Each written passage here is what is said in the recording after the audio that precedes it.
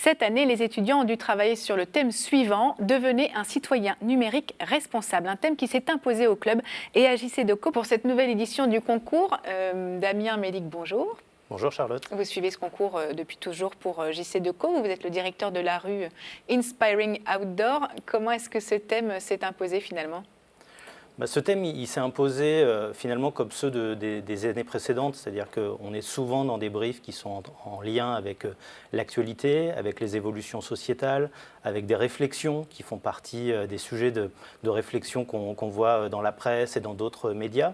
Donc ce média qui est toujours en prise avec les évolutions de la société, avec les attentes des consommateurs, avec les besoins des marques finalement, il est toujours en prise sur ces sujets-là et sur ces réflexions.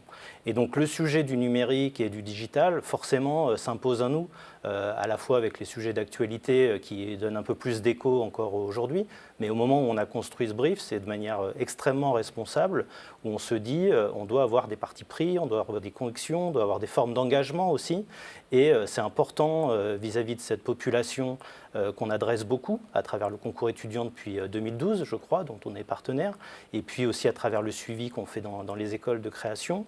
C'est important de travailler et d'échanger avec eux sur des réflexions finalement sur leur environnement, puisqu'ils sont une part de l'audience, mais ils sont aussi les consommateurs de demain et puis les créatifs de demain pour beaucoup. Et donc c'est avec eux qu'on a envie d'échanger sur les évolutions du média et les prises de conscience qu'il faut avoir en tant que consommateur et audience qu'on adresse pour utiliser au mieux finalement cet environnement urbain qui appartient à tous, mais que les marques exploitent pour leur communication. C'est aussi les citoyens finalement aujourd'hui, d'ailleurs, puisque c'est le thème, c'est les citoyens numériques. On est tous citoyens, les étudiants, autant que nous, bien sûr, que d'autres. Ce que je veux dire par là, c'est est-ce qu'il y avait une baseline ? Parce que devenir citoyen responsable, ça veut dire tellement de choses qu'il y a beaucoup d'interprétations possibles. Je pense que c'était les amener à s'interroger sur plein de sujets. C'est les amener à s'interroger sur l'information. On a parlé beaucoup de fake news, donc c'est d'où vient cette information, est-ce que j'ai la capacité à la comprendre, à la vérifier, quelle responsabilité j'ai à la relayer, à la rediffuser.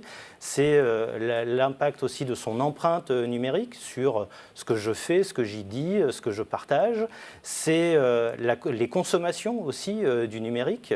On ne s'en rend pas compte et on est souvent mis en opposition avec ce digital dans la rue, soi-disant fortement consommateur, mais qui consomme moins en une année qu'une journée de téléchargement sur des plateformes de streaming, par exemple. Donc on voit que les consommations sont quand même très, très raisonnables. Et puis que ce parc digital, ça représente chez JCDecaux que 1% de notre parc d'affichage. C'est à peu près 12 000 écrans dans la rue, là où on a 160 millions d'écrans globalement en contact avec les consommateurs. Donc c'est avoir cette réflexion-là sur un écosystème digital au sens large qui est souvent attaqué, qui malgré tout est utilisé au quotidien, qui ne va pas s'arrêter demain. Donc je l'utilise en bonne connaissance de cause, en ayant les bons réflexes, les bonnes pratiques et en étant conscient finalement de la trace que je vais laisser et de l'impact que ça peut avoir sur mon image et sur l'environnement. Donc ça, c'était le brief. À partir de là, le palmarès est assez serré puisque le jury a décerné 1 boule rouge et 2 boules bleues.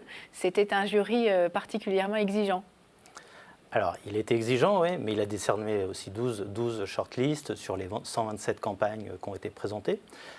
Maintenant, sur l'exigence du jury, elle est le reflet, malgré tout, de l'exigence de ce métier, puisqu'il y a eu à peu près 10% finalement de campagnes récompensées, si on fait abstraction des 3 prix qu'on va voir ensuite.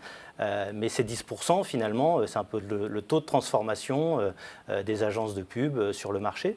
Donc le club DDA, c'est à la fois un club d'encouragement, mais c'est aussi l'antichambre finalement d'un futur métier et d'une future exigence. Donc le jury s'est voulu drastique dans ses sélections, avec des choses qu'il n'avait jamais vues, avec des choses extrêmement créatives, avec des choses bien écrites, avec des choses bien craftées. Voilà, le même niveau d'exigence qu'une compétition internationale telle que les Cannes Lions, où on va regarder en détail l'intelligence de la campagne et de son dispositif, et c'est l'excellence qui est récompensée. On voit déjà une des premières boules bleues, qui est suiveur de l'école IARTSUP.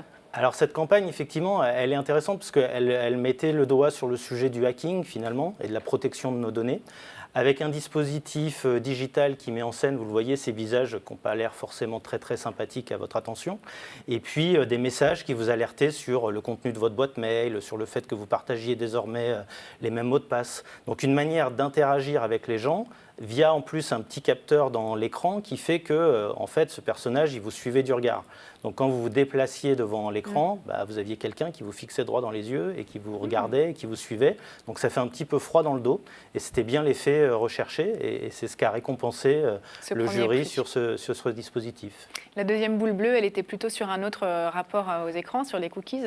Alors la deuxième boule bleue, elle est plus sur effectivement la valeur des données que vous laissez quand vous naviguez, avec ce traitement façon ticket de caisse, alors, dont l'exécution et le craft a été aussi salué par le jury, puisque c'est une des plus belles campagnes en termes d'exécution créative et d'affiches en plus, puisqu'on parle de ce média outdoor, donc il y a cette exécution. Et puis si on rentre dans le détail, on voit que votre adresse email elle a une valeur, votre nom a une valeur, votre âge a une valeur, votre numéro de sécu a une valeur, votre sexe a une valeur. Et c'était complété en plus par un petit dispositif interactif où vous pouviez jouer avec un écran tactile et vous pouviez récupérer ce petit coupon. Et tout ça a vocation évidemment derrière de renvoyer sur un site qui va vous donner de l'information et qui fait qu'après vous allez être un consommateur plus averti et donc plus prudent. Plus responsable. Ce qui nous conduit à la seule boule rouge du coup. Et la seule boule rouge, alors c'est intéressant parce que c'est un travail de rédac pour une fois qui a été récompensé.